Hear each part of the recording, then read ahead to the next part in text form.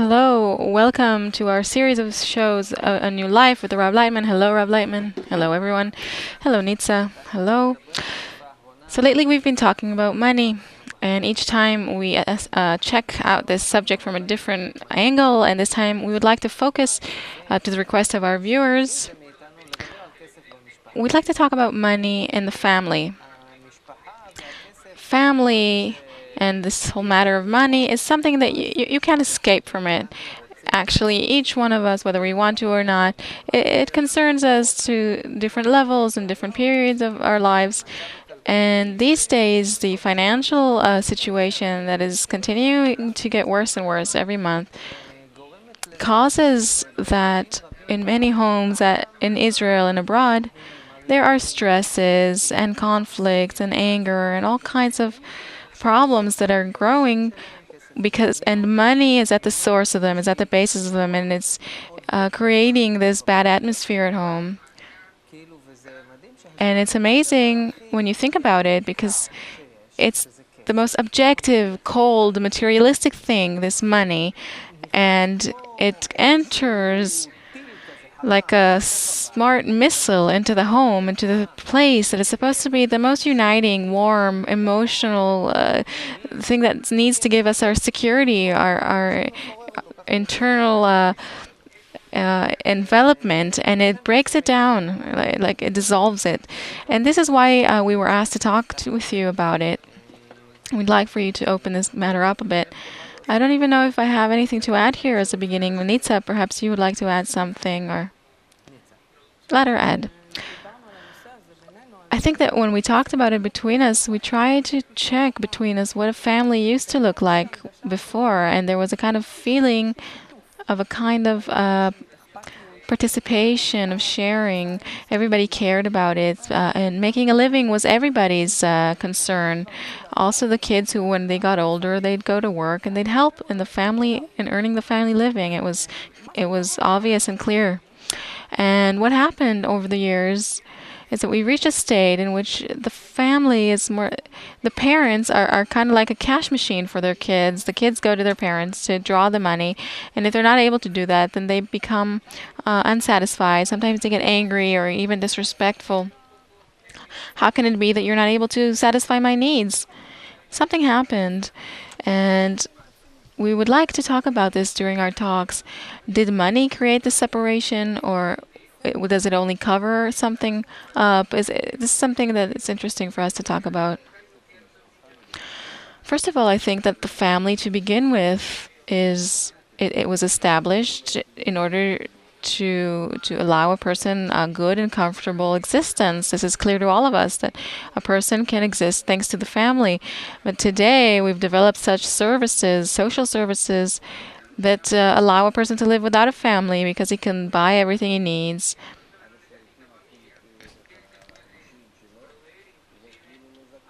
And even the most personal things, and it's as if he doesn't need a family, but this is not true.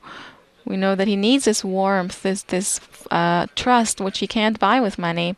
And the second thing is, we have an economist here, Mr. Oren Levi, who's a university graduate, and he can tell us that he saw in his profession. Tell me, please, if you make such a calculation, how much does a person need? This and this many shekels a month. How much does say an individual needs 5,000 a month, and a couple, say 8,000. Oh, why not 10? Because when they share, then that makes it cheaper to be together. So you're saying that it's better to be together, clearly. So why do they break up? It's against reason.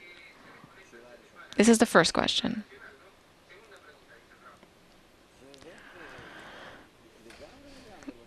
This is really completely not understandable to me. And all of this breaking down of the family, as I heard, that it comes from those capitalistic tycoons that wanted for each one to have his own refrigerator, his own washing machine, his own apartment, and so on and so on. And so through advertisement and all kinds of things, they reached each and every one of us and convinced us through the cinema and the development of our culture that we would begin and get divorced. Very simple. And then when you're divorced, you leave the family, and then you need to buy an apartment and a refrigerator and a washing machine and everything, an extra one. And then there's work and profit for those people who manufacture these things and wanted you to get divorced for this need. So it's all planned and in such cunning thoughts of those who want to get rich at the expense of people. So it's clear that if we connect, then if we bond and are together, we don't need these things and we can save a lot. So what we see is that families that enter such financial troubles and difficulties and begin to fall apart, it's not because it will be easier for them. It's because they are not receiving the correct support of how to run their household, because it's certain that two have a lot more possibilities to bring the same salary. Even one salary is enough for two.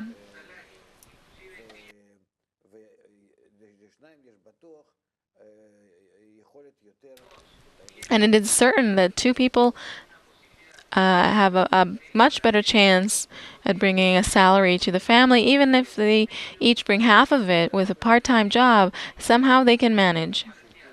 However, when it's just one person on his own, then one person usually, if he's not working, if he's not, it doesn't have a stable enough base to keep himself, say a woman, she can, but a man can sometimes fall so low that he'll even go on the street.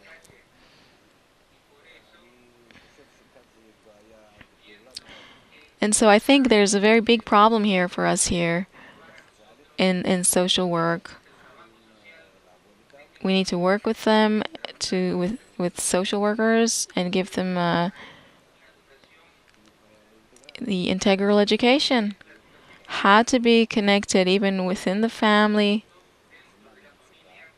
Well, not just for social workers, but to give people the education how to be connected during times of crisis, so financial crisis, and to be okay.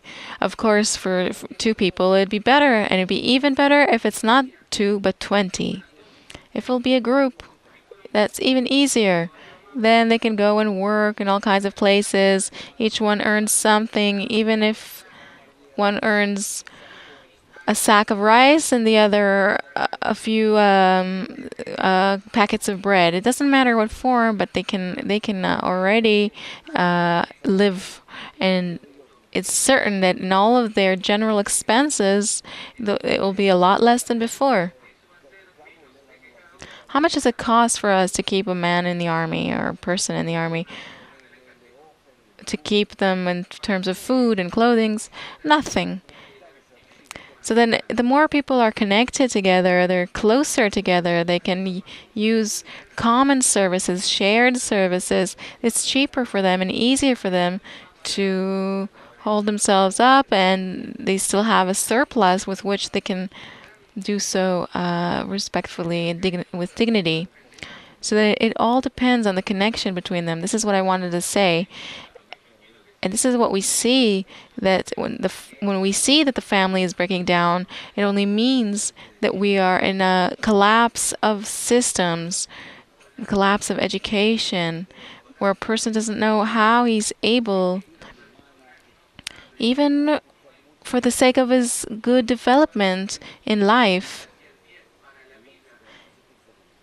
he's not able to hold up and he to keep it up, and he breaks up.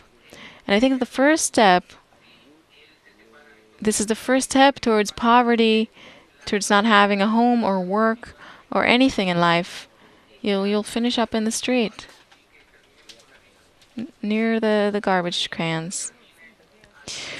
What we wanted to put the emphasis on, and what we noticed, is that the matter of the financial crisis is a type of trigger to see that the family actually did not disintegrate because there is no money. It disintegrated much before that.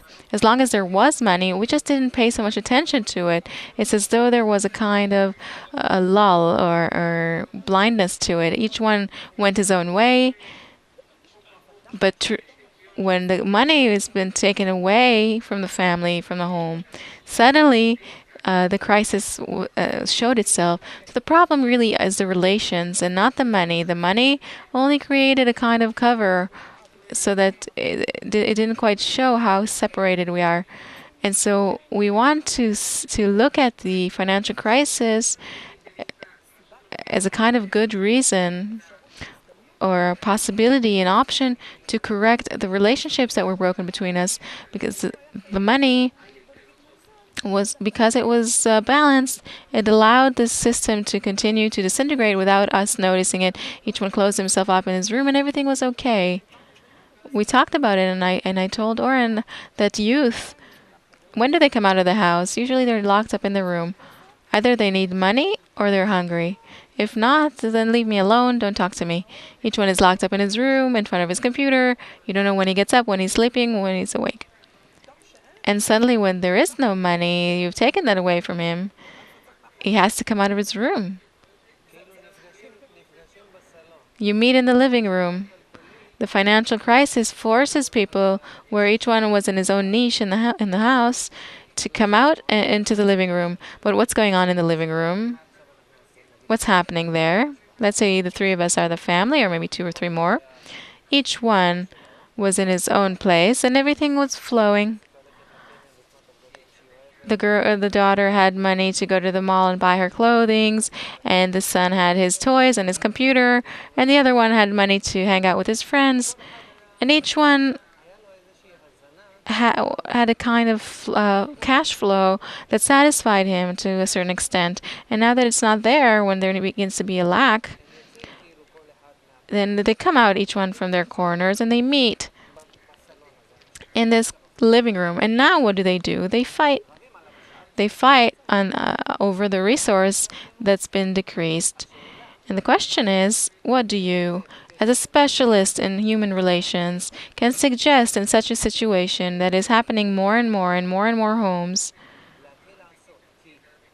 to begin to do, because there is financial consultancy. How will you decrease your expenses, etc.? But even this consultancy does not help unless beforehand you turn them from small wolves that each one comes to take the prey that is not enough for everyone. This is the starting point from which we'd like to build our talk and begin to rehabilitate the connection between us.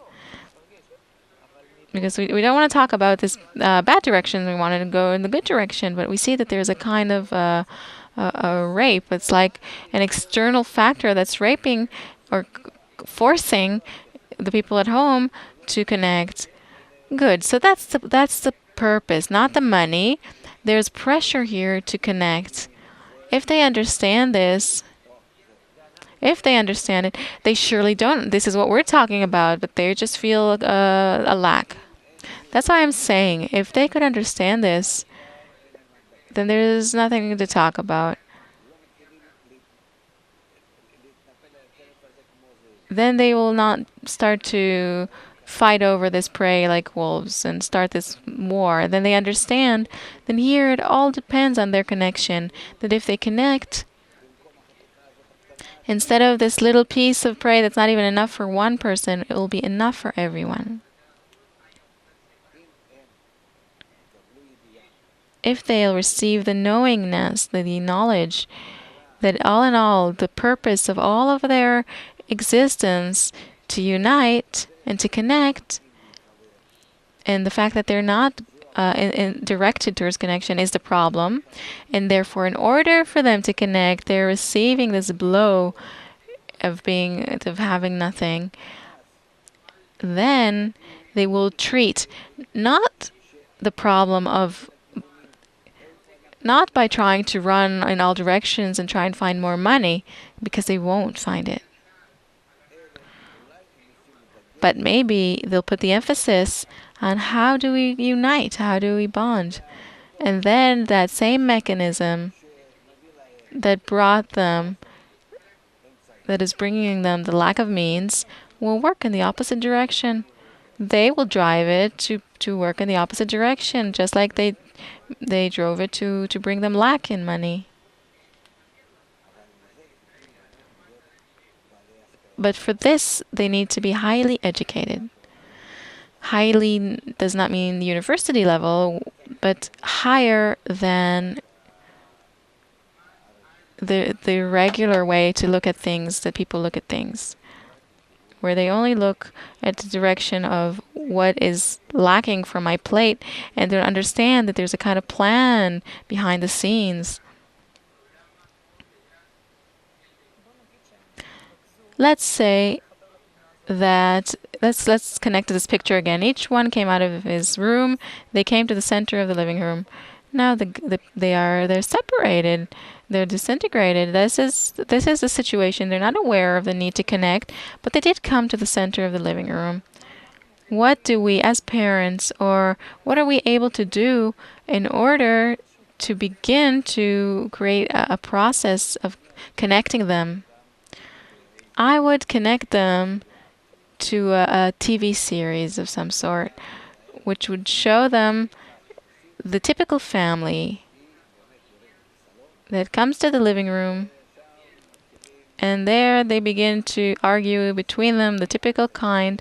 I need that, and I need this, and why don't we have it, and everything is like this, and all kinds of stuff. And then they call their friends, of the kids' friends, and also maybe the neighbors come over, or friends of the parents come over with all kinds of such problems.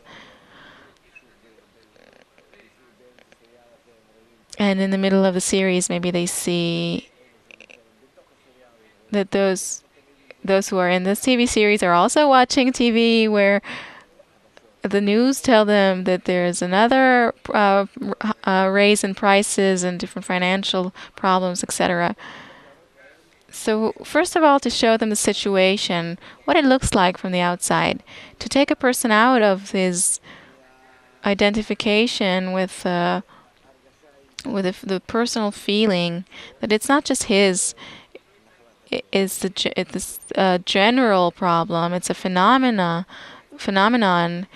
general one, even a world phenomenon, to show them how it's happening all over the world. How the same family in Spain, in Italy, in South America, in all kinds of places in Europe are sitting, and it's just the same. The faces are a little different, the foods are a bit different, but it's the same problem. The same kids who demand their what they need, and the parents who are not able to give it what they want. They give them what they want and also what they want and need, and to hold up their home. It's not known. They don't know if they'll have enough for today, and in general, they're in such a similar state. You see billions of people in the world in the same state. So then there's a kind of wave that is very special, scary. It's not something that consoles you because it's shared by so many people, because it has to do with food. Maybe the kids don't think of the food, but all kinds of toys that they want, telephones, a new game, jeans. But for the parents, they're concerned about the more essential things. That soon they won't have it, and maybe already they feel it. So it's a problem. First of all, we need to show everyone that this is a general problem. And because this problem is, it belongs to the level of food, necessity. Let's say clothes, we would find there's a lot of extras everywhere. We'll be okay with that. But we're talking about food. Food, heating, If we're talking about the countries where it's cold, like in Europe or northern up, necessity things, electricity, to at least a little bit. We're talking about constrictions and until the situation where it harms the existential situation of living, of the necessity that we need in order to live. So I think this is the first picture or image that they need to receive. Not dramatically, in a pleasant way, so that it won't be repelled and so they won't want to accept it. No, they should just know that this is happening all over the world, and people tell about it warmly. Hey John, how are you? Okay, Ricardo, you see, what can you do? It's good, but what about you? Well, me, I'm in France or in Spain and in Europe. Yeah, we're also feeling the same situation. And what are we gonna do? We don't know, and so on and so on. So, in such a way, first of all, you show them the connection between all these different people that are in the same boat. That everybody understands each other suddenly. That they have the ability to connect, and besides that, they feel that there's a kind of sweetness to it, a sweetening. It makes it easier, not because the others are also suffering, but because it takes some of the pressure off of me to a certain extent.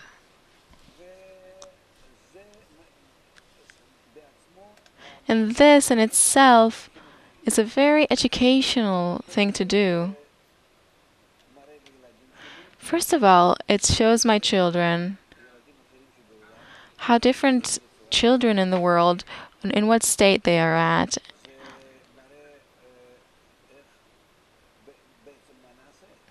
It actually shows us what we're going to do, what will happen to us, because we can talk about it between continents and think, what are we going to do?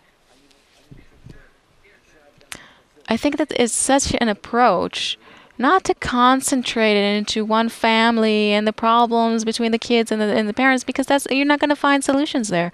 Actually, there is no solution there. No, the opposite. Go in a more general direction or approach. This is what will raise a person above the problem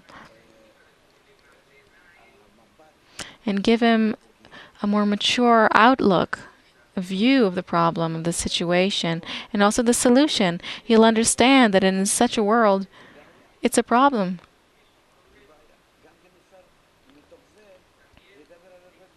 Also, we can talk about a lot of things out of this. Why are you manufacturing that? Why, Rodrigo, why is your factory closed down? With us, it's closed down because nobody wants our sugar. How come they don't want your sugar? We want it. We need it. We are Italians and we want your sugar. Yeah, but we can't pay for it. Maybe you need our cheeses, perhaps. You see, so you can create such a... Maybe the problem here is that the lack of communication, of contact, of connection between us.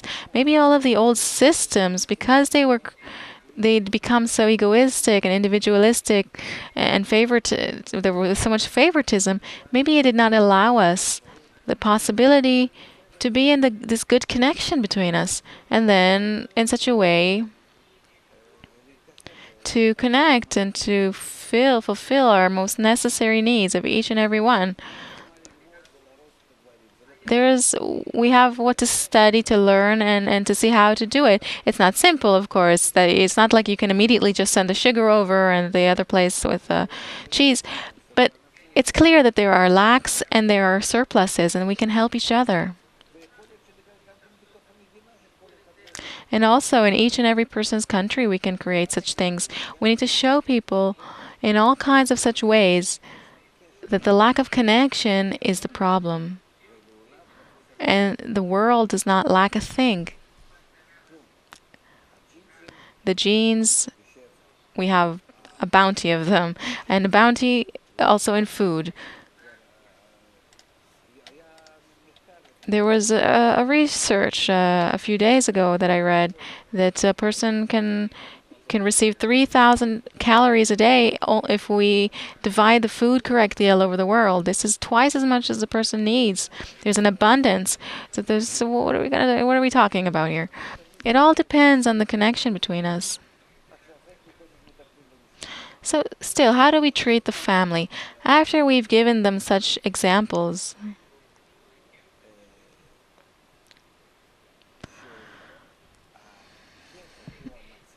That it's the connection that saves you. Maybe we can do the same thing in the family. So let's firstly sit around the round table.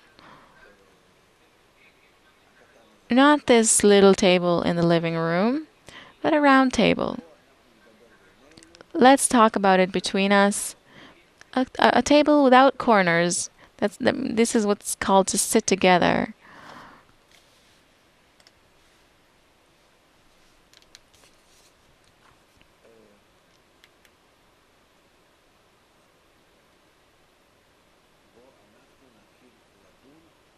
Let's begin to discuss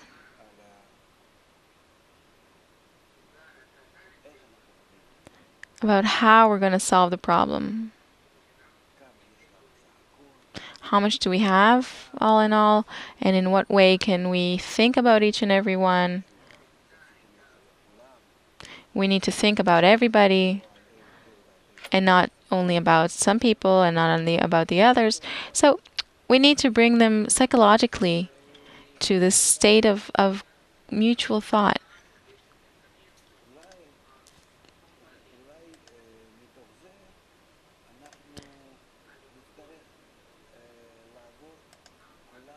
And maybe we will all need to move into one room together in the living room in order to save electricity and air conditioning.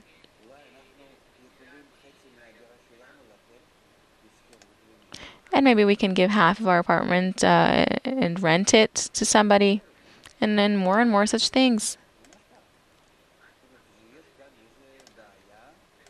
So then there's a problem here. It can be a tragic circle, really. But it puts us through and brings us to a thought that through connection,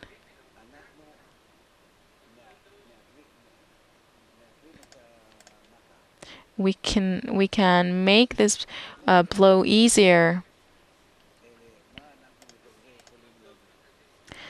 So what can we understand from this?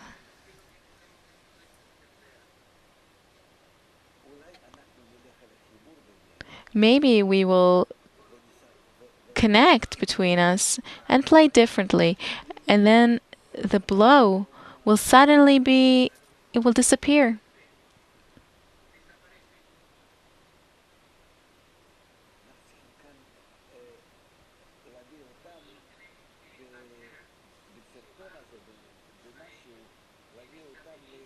We need, with this short movie clip, to bring them to this understanding or thought. Oh, why don't we do this really? Why don't we try this? Because if we are separated and dispersed in all the different rooms, then we feel a lack. If we all come together, maybe there will be a surplus. We will feel extra. But let's see.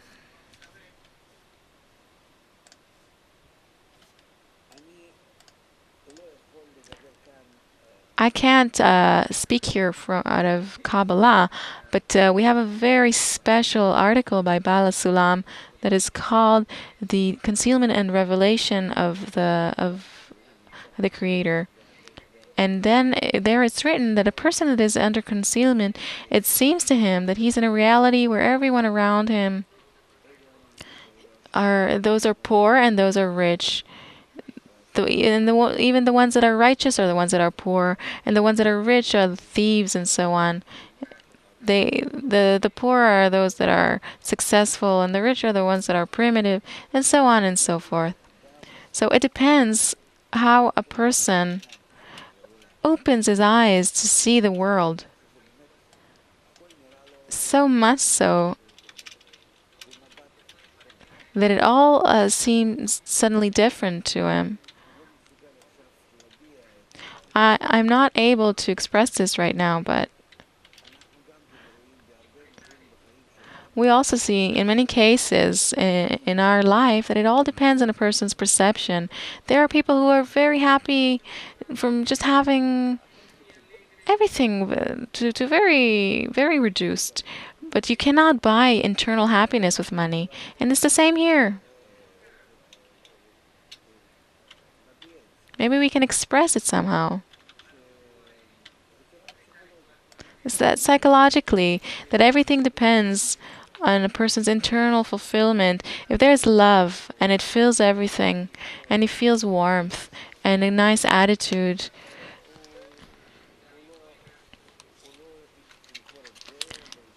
he won't sell this in order to buy some cold palace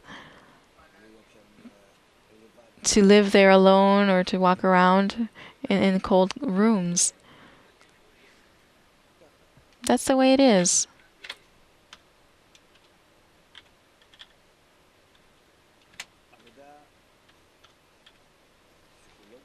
It's psychological work that explains to a person that his internal satisfaction, what he fills himself with, it's not even calories from food or the amount of food and not the quality of food, of course. It's not these clothings, these new jeans or a new computer game. No, he's only being fulfilled by this satisfaction, which can be completely abstract at the end of the day. All of these dressings can be different.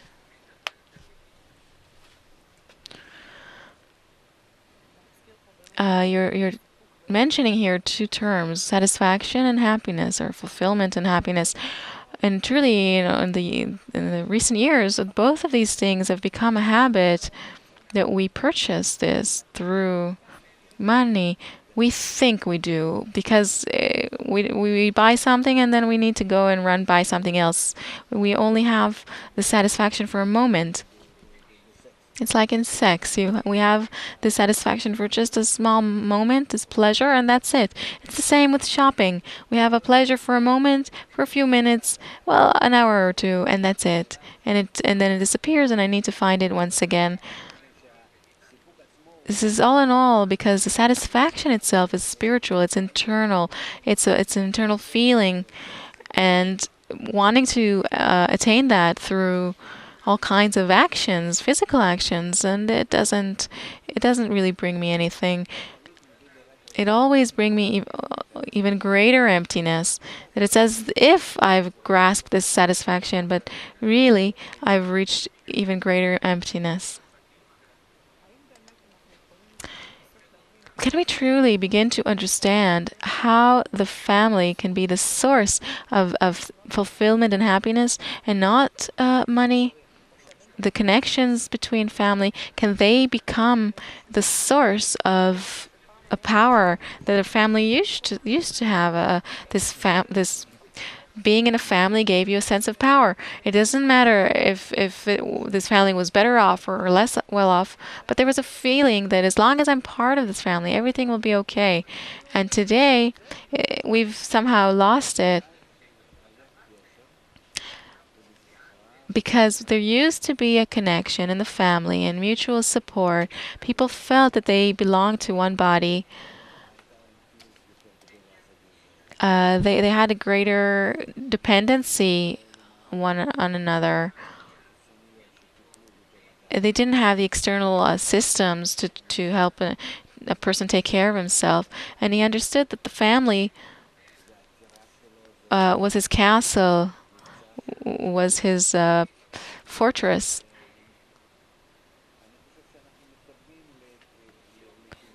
I think that we're heading in this direction.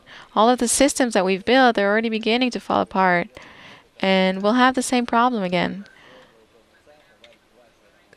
but we'll begin to return to the same state of the family, but we'll already return with the understanding that it's so necessary of the acknowledgement of evil of what we had before, and the good appreciation of what we have in a family. We'll go back to it. We'll have no choice again. We'll do it out of no choice. A person on his own, he's... But again, there's also another level here, because it's not just the family. It's society itself. We'll discover that without the connections between us,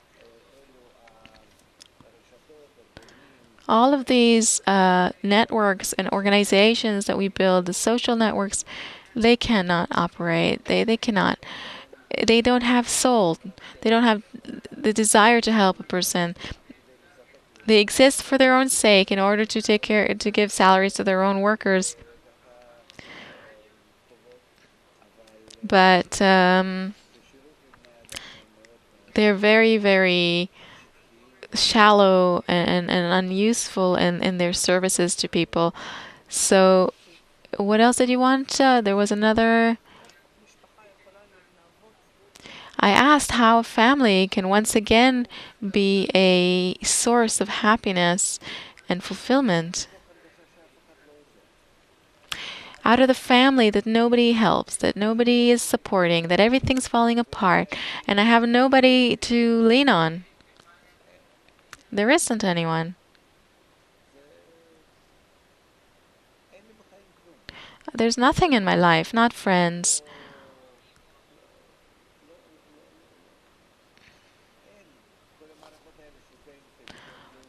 All of these systems of pensions and the social security, all kinds of social systems that we had will finally fall apart. Nothing will be left there. I suggest to everyone to take their money out of them, because all in all, if the number of workers goes down and in such a drastic way, and we enter a bankruptcy and a collapse of systems of big companies, big factories, where will we have the money to hold up all of these systems of pension, of social security, of social health care?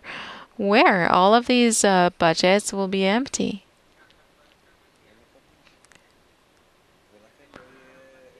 And therefore, a person will not have any possibility, any support to fall back on, only the arms of his family.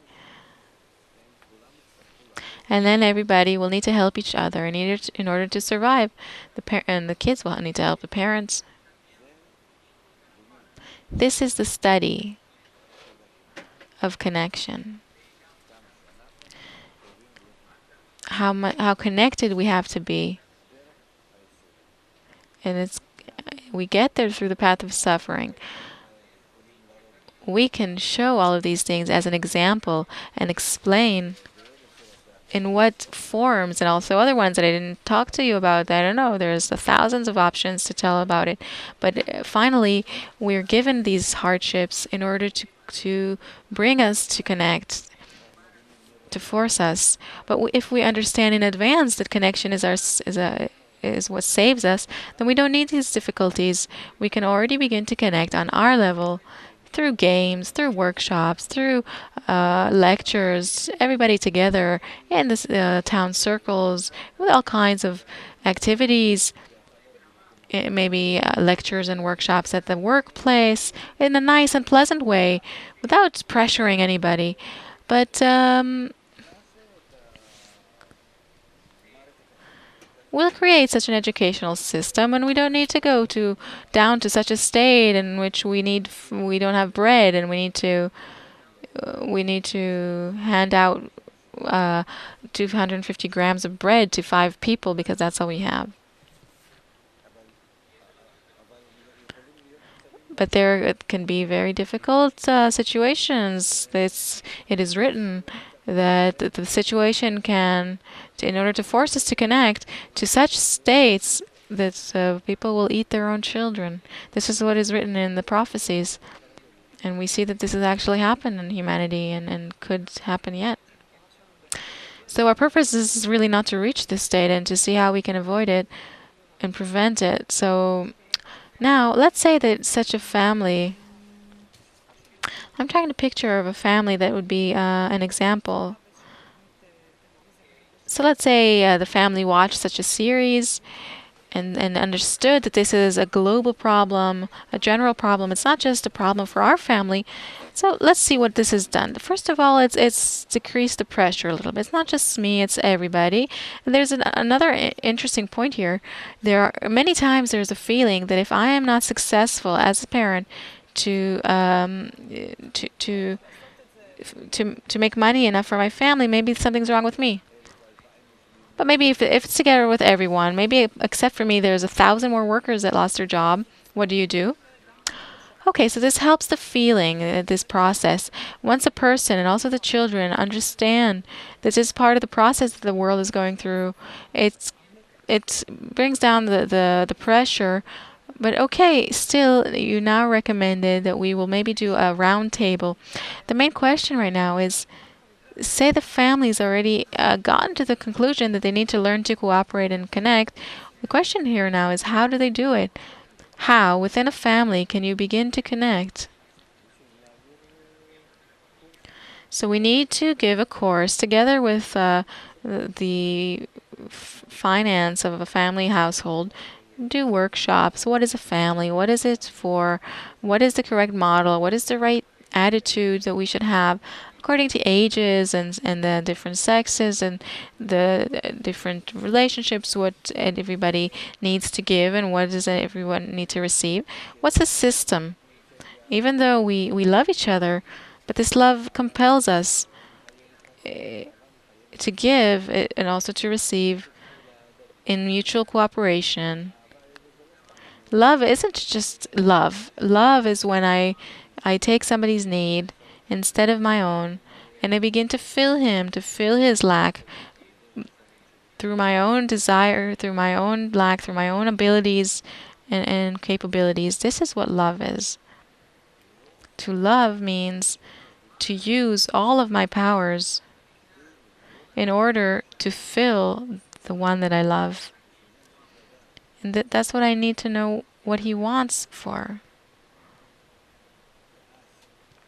And then to see myself,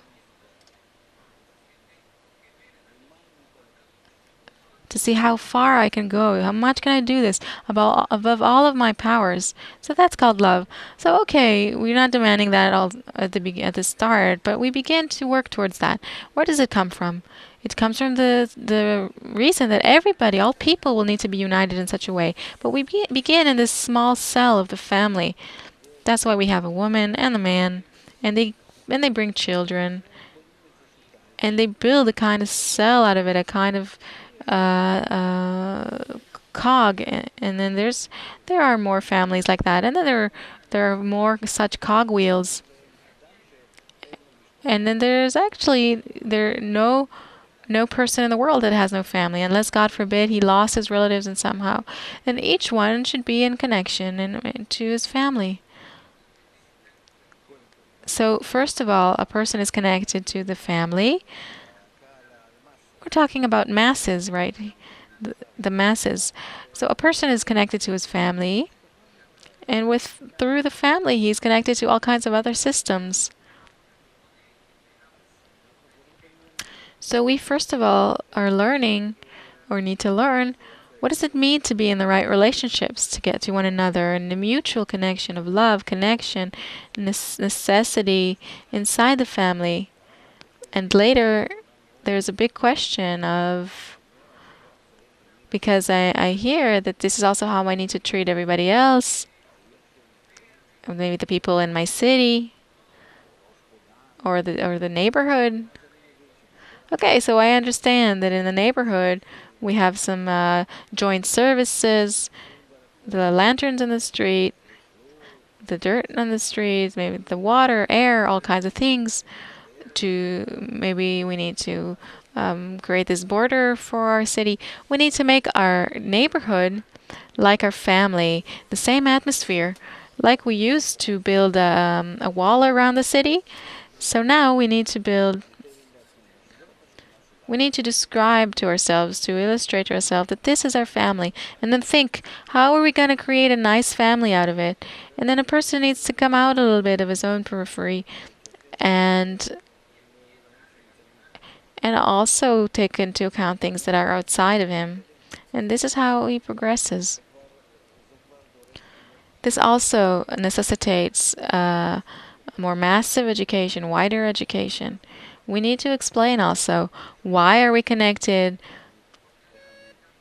how we are dependent on one another, and he's dependent on me, and so on. Here we need to expand the matter of cooperation, of our root, mutual guarantee, the global world, and so on, and how dependent we are on each other, and so on.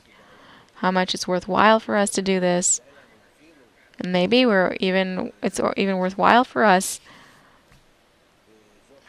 in our area, in our village, maybe. Maybe we should build some helpful systems.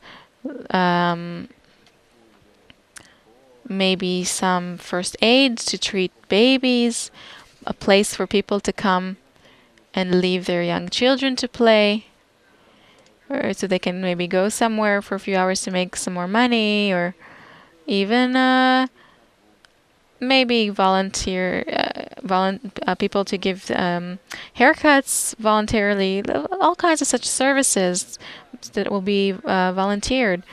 If it's a neighborhood, then let's even buy stuff together.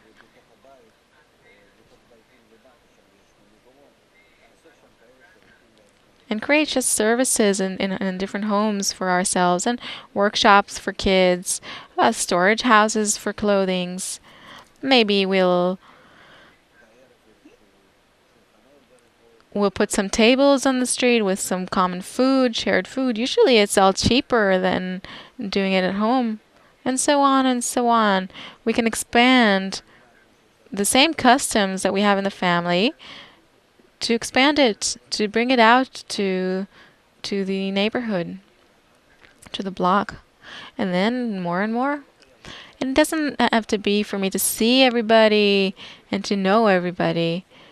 But all in all, we're building such a network which gives me security. It gives me support. And I'm willing to participate and to pay in order to receive from it its services. Even only in my feeling, even if I don't need it, but I feel like I have it. This is very important. People pay a lot of money for this feeling.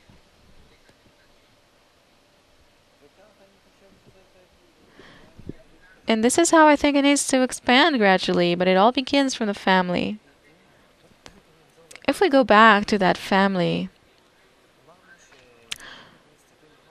we said that if we go back and look at the process that we've gone through in the past dozens of years, then you've described a situation where everybody is in the same room. So before 50 or 100 years, people lived this way, and they were close and connected, and there was a kind of strength to the family.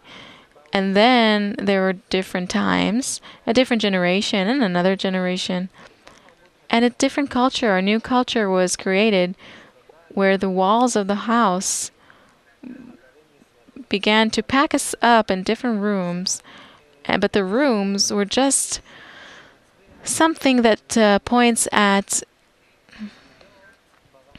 individual cells on a more internal level. The family became a very fragile framework, and maybe at very critical situations, say if God forbid there's a very difficult illness, then once again the natural frequency of family as a network that connects us and holds everybody and keeps everybody up, it awakens. So my question is that if now in this process where the money suddenly is in lack and we meet each other again in the living room, what kind of guidance or or exercises can we give after we've understood that it's a general issue to leave the analysis of the problem, but to begin to draw themselves or pull themselves to the good state? Let's say we are the three members of the family. Now we're carrying inside us many years of some internal walls between us, right? So what? So how do we begin to dissolve them before? Well, you've counted a lot about having a crisis or insufficiency to the extent of hunger and to have foods of tables of food in the street. Let's not wait so far. Let's now. Our eyes are in our head, so let's try and prevent this. Let's say it's a family that does grasp this idea. What exercises can you give us in order to begin to build between us connection inside the home?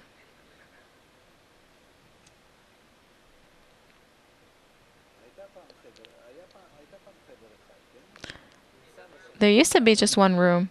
Maybe for our grandpa, maybe. One room, but before we were born. And they divided it into 4 rooms. Really, there was one big room. Once a time, a long time ago. Now it was divided into 4 parts and it's called an apartment. And then it was just one room.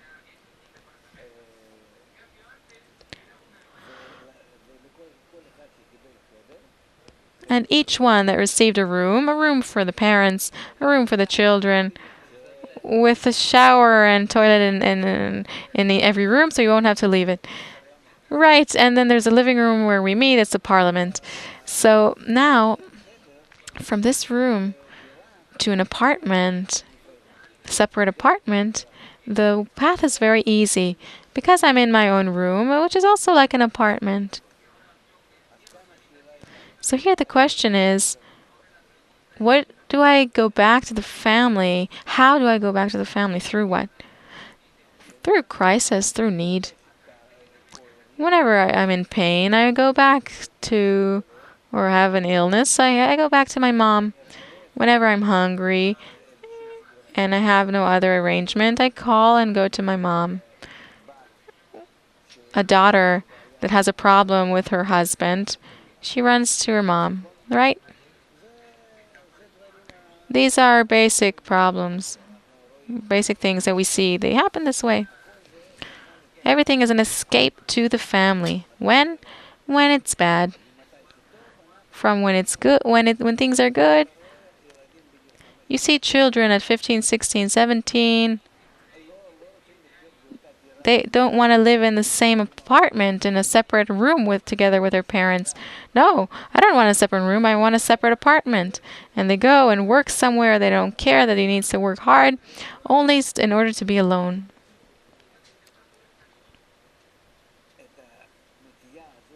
It's this tendency towards independence, to separation from others, that we don't need to break it, we don't need to block it. It's built into our ego that demands to be separate from others because it cannot stand. It cannot stand our ego, cannot stand connection with others. But if we build the person up to a state where he begins to be connected to others and bonded with them, a little connection, a little love, a little friendship, warmth, internal warmth, then he doesn't want to be alone anymore. So much so that he can even sleep in the same bed with someone, which is very hard to imagine nowadays.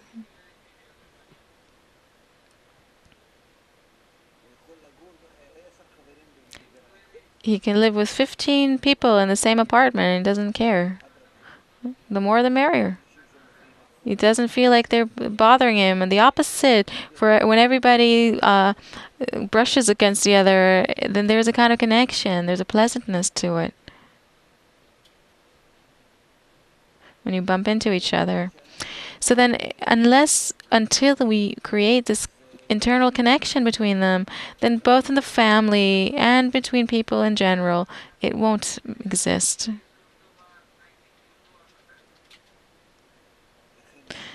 Therefore, integral education has to be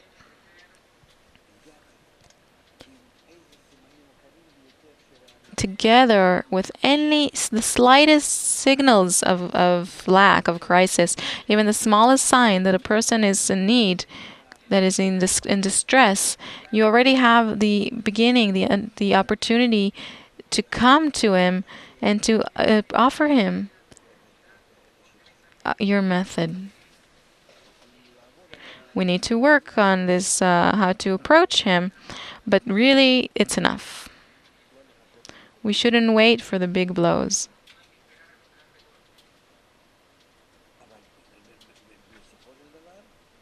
But at the end of the day, as much as you succeed, you succeed. And if you don't, you don't. And only necessity, only the blows and the problems, they'll force man to reach connection. And in the family specifically, we can use all kinds of different ways to explain that all of our problems at times of distress, especially between everybody, are solvable only through internal connection. And even more than that, to continue the explanation until you show them that in order for you to connect, that is why you're receiving all these financial blows and problems. Because nature's plan is to bring the entire creation, all of those who are created, to integral connection in order for them to be in balance with nature, all of them.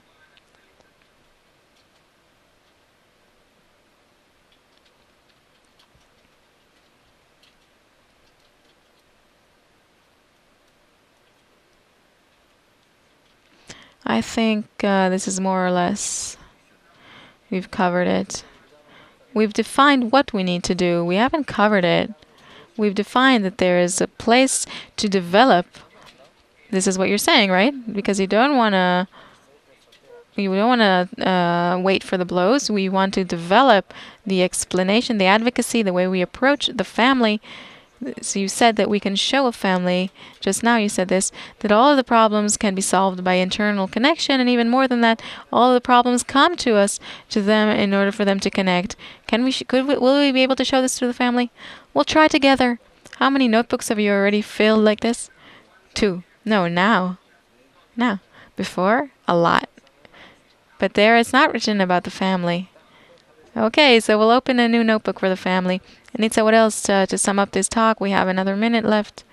I'm only strengthening what you said because really, like Rav said, until we bring an internal connection to the family, inside the family, it won't succeed. The question, how do we bring this internal connection to them? How do we create it? This is the great challenge. I think that it is through the correct media, the correct like TV series, video clips, in the same places, in the same programs, the same style which they like to see, to watch. Okay, we need to finish this talk. Thank you very much, Rob Laitman. Thank you, Nitsa. Thank you to you, our viewers, for being with us. Until next time, all the best and goodbye.